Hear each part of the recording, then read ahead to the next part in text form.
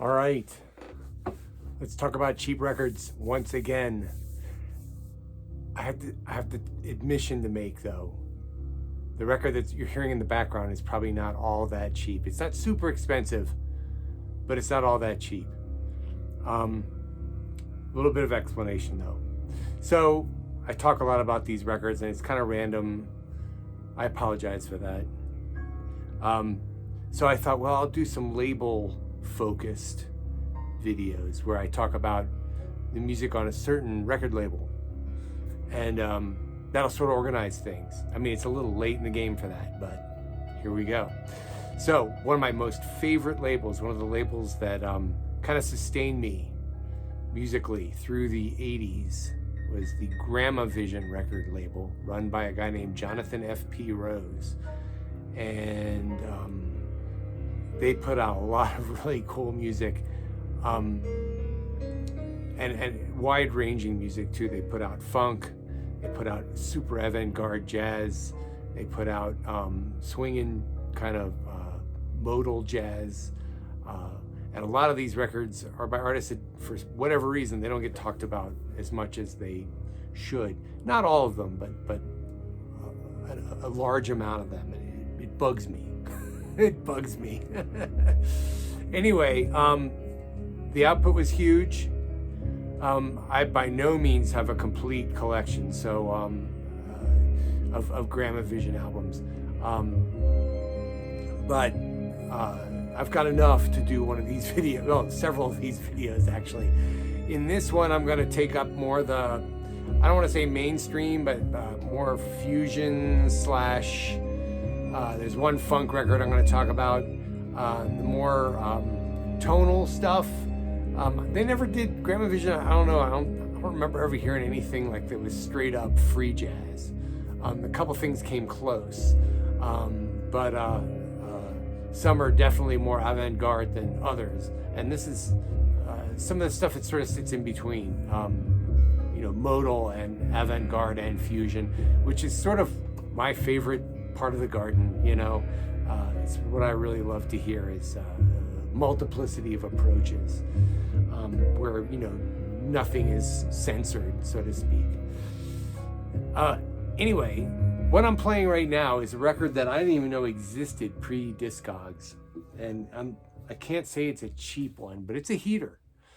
The artist is Anthony Davis, wonderful, amazing pianist and composer, based in New Haven, Connecticut. I think, maybe not, maybe he's in New York City. But anyway, the name of the album is Return from Space, and it only came out in Japan. It was never issued in the US. I don't know why. It's a tremendously appealing record. And Anthony Davis has done a ton of great music. This is my favorite thing that he's ever done. The personnel is incredible. Anthony Davis, of course, on piano and compositions. Mark Elias on bass, Baran Akloff on drums, J.D. Perrin on clarinets, Marty Ehrlich on clarinets, flutes, and saxophones, Jane Ira Bloom on soprano saxophone, Ray Anderson on trombone, Shem Gibbery on violin, who you might remember was in Steve Reich's ensemble, Abdul Wadud on cello, and Alan Jaffe on guitars. There's a really underrated musician right there. Alan Jaffe did some really cool work back then. I'm going to turn this down just a little bit because it's so good.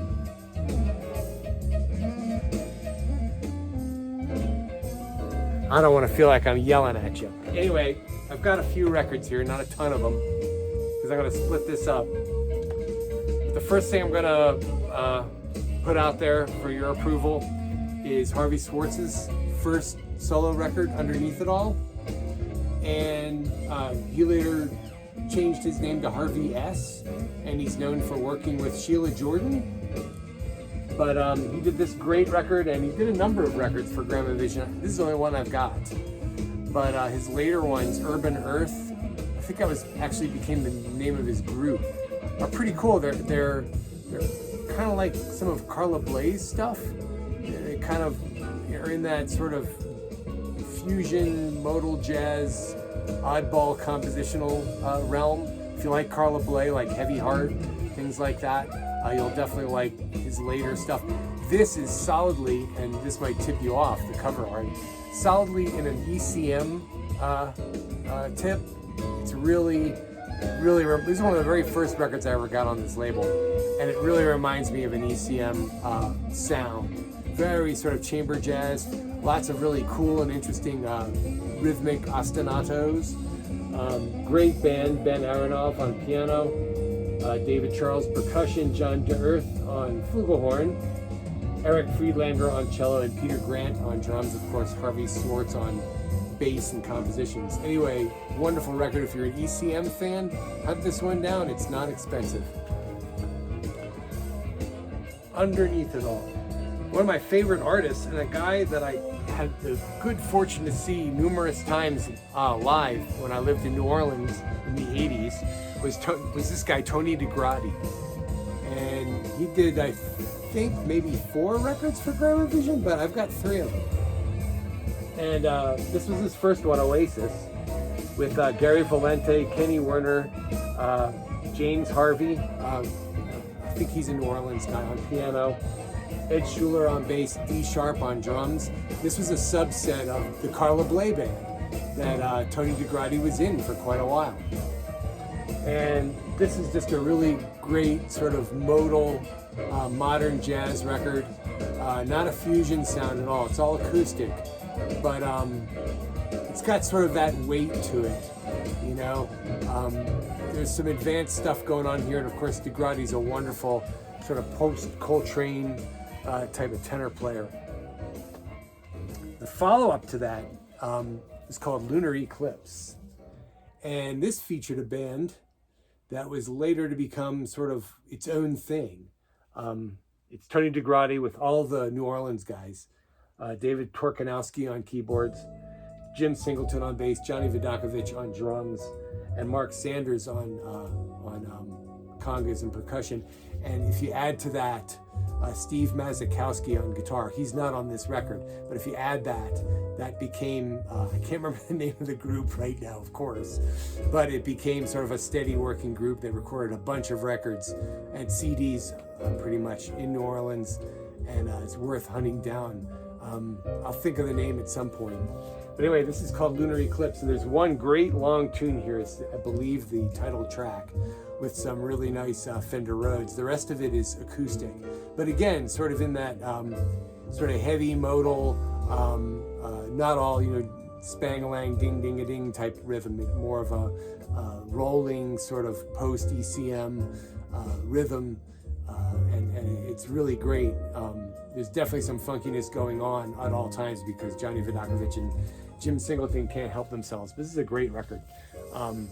Oasis is a little bit more challenging compositionally, and this is a little bit more fun. And then his, I don't know if this is his last record for Gramavision, Sweet Remembrance, but this has got great personnel. Not the New Orleans guys. It's Dagradi with Bob Moses on drums, Harvey Schwartz on bass, we just talked about him, Fred Hirsch, before he became famous, on piano, Lee Torchia, who I've never heard of before or since, on trombone, and Ray Spiegel on tablas and percussion.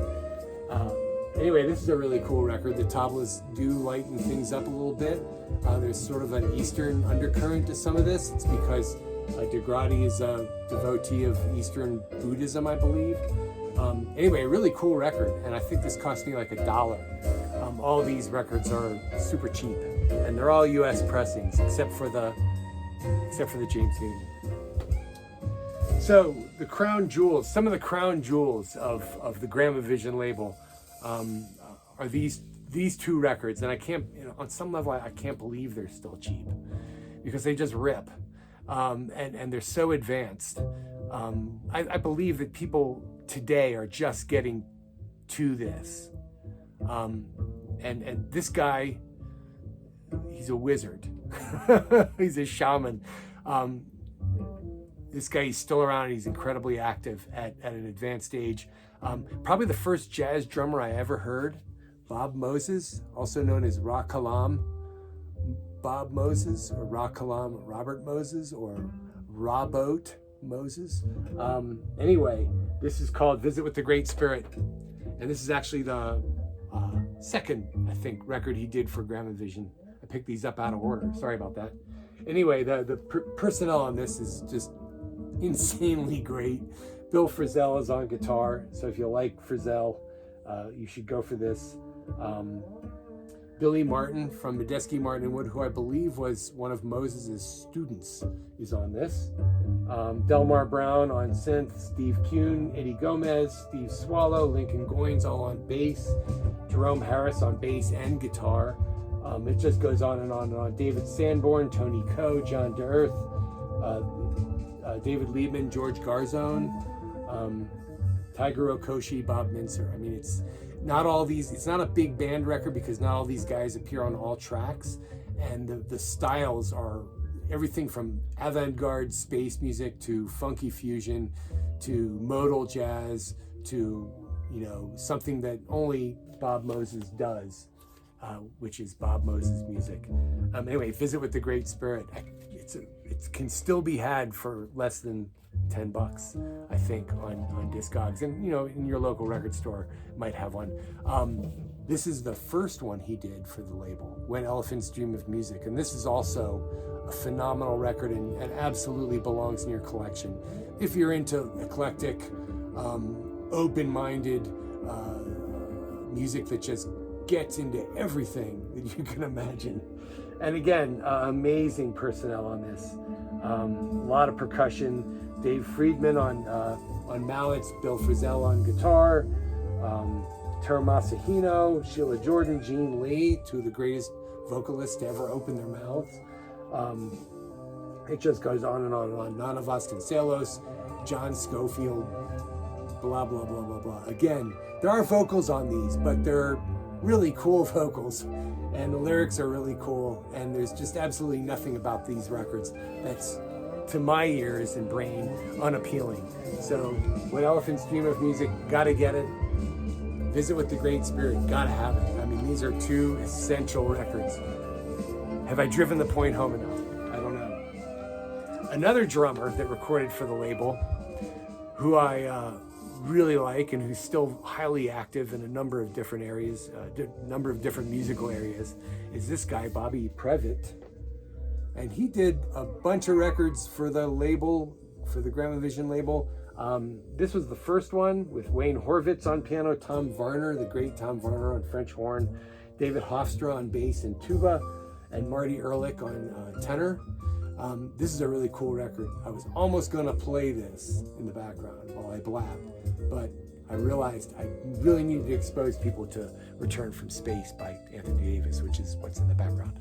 Anyway, all of Bobby Previte's records on Gramavision are unusual, challenging, and really rewarding. They're really wonderful records. I like them a lot. This is a really cool record. If you've heard some of his music with some of his more recent groups, you have a basic idea. This is an all acoustic effort. There's no electronic stuff on this. And it's not straight ahead jazz, but it's not out or avant-garde in an excessive or unlistenable way. It's challenging and interesting and polystylistic jazz. I've got a number of his other recordings, but they're only on CD. I mean, they're also available on album, but I only have them on CD. And this is my favorite. I don't know if you can see that, Claude's Late Morning. And part of the reason why this is my favorite one is because there's a steel guitar player on this named Josh Dubin. And of course, there's Bill Frisell, Guy Kluchevsek on accordion, all kinds of cool people. Wayne Horvitz, this time playing some organ, Ray Anderson. So this is available on LP, but I got it on CD, but it's tremendous. And then the follow-up, and I think this might have been his final record for the label, was Empty Suits. And this has a big band, but again, not all on the same tracks, but a lot of different people in the personnel. And this is definitely a heavy-duty, sort of more fusion, jazz rock, but avant-garde sound. Anyway, all of Bobby Previte's stuff on Gramavision is great, and his debut on Sound Aspects is, to my mind, a classic. One guy that you might not be familiar with that is actually a big deal because he started his own label is Ralph Simon. And I think he was involved in the creation of Gramavision, but he later went off, I think in the 90s, and founded a label called Postcards that had a bunch of really cool and interesting records on them by, CDs really, by artists like Reggie Workman, Sam Rivers, Julian Priester, Bruce Ditmas, wonderful drummer, all recorded records for Postcards, and Ralph Simon as well. And so he is an interesting tenor and soprano saxophonist and composer. This has got some really interesting personnel on it too. Paul Bley playing acoustic and Fender Rhodes piano. Gene Adler is also the piano player. John Schofield on acoustic and electric guitar, and I believe this is the first recorded encounter of Bley and Schofield, who wound up working together quite a bit later on. Billy Hart on bass, David Dunaway on drums, David Dunaway on bass, Paul McCandless on double reeds. This is a really interesting record. It's very sort of, again, more of in an ECM mode, chamber jazz kind of stuff, and there is some real screamy free stuff on this. I like it a lot. I think it's a great record. And again, it's one of these obscure jazz, modern jazz records that you'll see around because nobody knows who Ralph Simon is. They want something by somebody famous. But Ralph Simon is definitely an interesting musician, and that's a record you should pick up if you see it. Time Being is the name of the album. This guy, John Blake, whose son, Jonathan Blake, is currently one of the greatest drummers ever to pick up a pair of sticks, did a bunch of records for Gramavision. This is my favorite one. It's called Maiden Dance. Anyone who's able to read might already have figured that out. And John Blake's very well known for working with McCoy Tyner. He's also from Philadelphia. Go Phillies. And this is, if you like McCoy Tyner, he's on this, so you should get it. There's also Cecil McBee, Kenny Barron, Will B. Fletcher, who was McCoy Tyner's drummer at the time, and Alex Blake as a singer. There's like a little bit of vocals on this, but it's cool. And people talk about spiritual jazz and modal jazz, and that's what they want to hear. This is that. This is that sound. So you don't want to miss out on John Blake's Maiden Dance. And again, I picked up most of these records in record stores for a couple of bucks.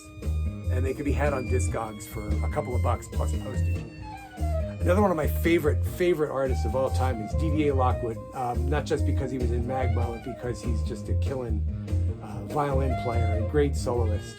And he recorded a few records for Gramavision. Again, this is my favorite one, Out of the Blue. His records for more fusion-y stuff I like even more. This is an all-acoustic one with, again, Cecil McBee, Billy Hart, and Gordon Beck on piano. Great personnel. Anyway, this is a very fiery, up-tempo, modern jazz session. There's no dross on this whatsoever. It's all 100% great stuff. Anyway, Didier Lockwood, it's from 85. Check it out. Getting close to the end here. Another one of my favorite guys. For some reason, I only have two of these records out. I have, I think, a complete run of Kazumi Watanabe's records on Gramavision. I've got Mobo 1, Mobo 2, Mobo Splash, and then there was Mobo Live. Mobo's the name of his band, and there's a mix of Japanese and US artists in it. Greg Lee from Caldera is the bass player. Michael Brecker, David Sanborn are on this one. Nobuyushi Ino is the bassist. If you're into Japanese jazz at all, you know who Nobuyoshi Ino is. And the drummer is Panta Murakami, who's another veteran jazz achiever in Japan. Anyway, this is a great record. All of these records are kind of quirky fusion. He's got his own sort of individual take on jazz rock. And by the time he recorded these records in the 80s, he had been around for, you know, a good 15 years before this, and had recorded a string of really interesting records for a variety of Japanese labels, many of which are Japan-only issues. You should hunt those down because they're all really good. But these records are really cheap. They're really accessible in more ways than one. And I might have talked about them in the past, but they're really great. Finally, sort of a wild card selection. Oliver Lake, wonderful, wonderful alto saxophonist and composer and poet. We know him as kind of an avant-garde guy, but he actually recorded 2 straight-up funk records for Gramavision. And the band was called Jump Up, and this is the first one. It's called Jump Up, and I've hung on to this over the years because it's just funky as hell, and it's funny actually. And the band is great. Again, Pharaonic Laugh on drums, Brandon Ross I think on guitar. I can't see who else is on this, but it's a really cool record. All vocals on all the tracks, but Jerome Harris on bass and guitar, Brandon Ross on guitar. Yeah. So anyway, if you like funk and you like humor in music, you should get this. Anyway, that's the end of the fusion sort of episode of the Gramavision label. I'm going to come back and talk about some of the avant-garde, more avant-garde records on the label. Got to listen to them more thoroughly first and make sure, one, that they're heat, and 2, that I don't say anything stupid. Anyway, hope this was useful for you, and I'll come back at you with another video real soon.